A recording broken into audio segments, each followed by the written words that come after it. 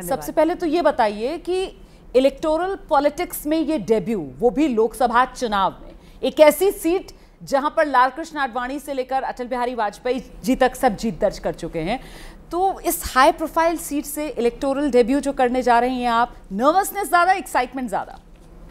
आदेश आया, उसका अनुसरण कर रही हूँ। जब आप मतदाता के समक्ष जाते हैं तो कोई भी सीट वीवीआईपी या वीआईपी नहीं होती, सभी देवतुल्य मतदाता है और आप कर्तव्यबद्ध प्रार्थना करके ही उन सबके समक्ष जाते हैं। सामने जो इस बार चुनौती है आपके, जो आपके विरोधी हैं वो एकजुट हो गए हैं जी। कांग्रेस और आम आदमी पार्टी गठबंधन में आ गई है, तो बावजूद इसके आपको लग रहा है कि चुनौती नहीं होगी नई दिल्ली सीट? जी नहीं, बिल्कुल भी नहीं, क्योंकि उनका गठबंधन जो है वो स्वार्थ पे आधारित है, और जब किसी भी गठबंधन की धुरी स्वार्थ होता है तो राष्ट्र हित और राजधर्म दोनों की बलि चढ़ती है। आपने देखा होगा ऐसे कई मुद्दे हैं, चाहे सनातन धर्म पर, सनातन संस्कृति पे अभद्र टिप्पणी हो, या महिलाओं के प्रति अपराध हो, संदेश खाली हो, या फिर आम आदमी पार्टी के एक लीडर पर बहुत संगीन आरोप लगे हैं उन्हीं की पार्टी वर्कर की बेटी के साथ छेड़खानी करने पे।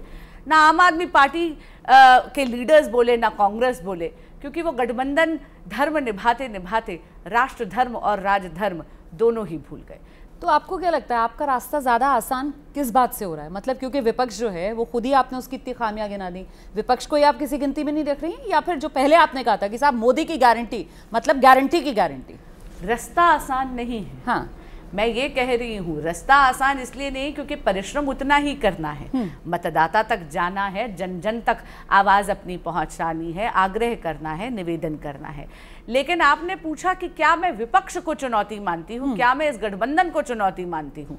जैसे मैंने कहा, स्वार्थ पे के आधार पे बने हुए गठबंधन को मैं इसलिए चुनौती नहीं मानती क्योंकि वो स्वयं ही जर्जर कर भुरभुरा जाएगा।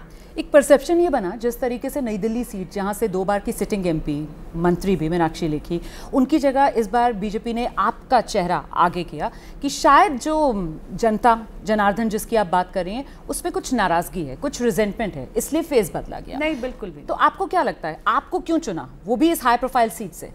इसमें 2 सवाल हैं। तो पहले का तो जवाब ये है कि बिल्कुल भी जनता रुष्ट नहीं है। हम एक अनुशासन से बंधी हुई कार्डर बेस्ड पार्टी है, हमारे यहाँ पद नहीं होते, दायित्व होते हैं।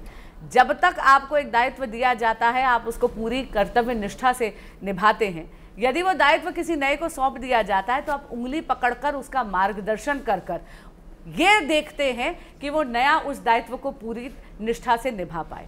और मैं जानती हूँ कि मीनाक्षी दीदी का मुझे आशीर्वाद और मार्गदर्शन दोनों है। जैसे ही घड़ी का काटा दोपहर 2:30 पे आए, बबीता जी का दिल सास बहू साजिश के लिए मचल जाए।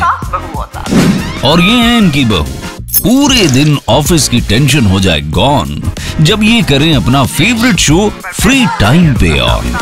इनकी तरह आप भी देखिए अपना फेवरेट शो अपने टाइम पर और डाउनलोड कीजिए एबीपी लाइव ऐप अपने स्मार्ट टीवी पर।